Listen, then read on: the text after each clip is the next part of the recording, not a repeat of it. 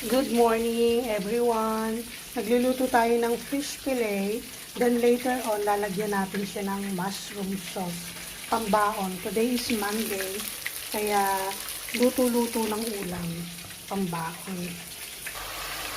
Now, nagigisa na po tayo ng mushroom para lagyan ng sauce ng fish fillet na pinirito natin.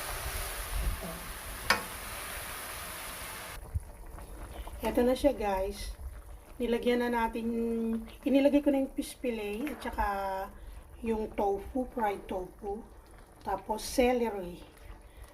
Maluluto na siya. Lalagyan ko na lang ng pampalapot. Ito na, guys. Luto na yung ating fish fillet with mushroom. Yan po yung baon natin ngayon.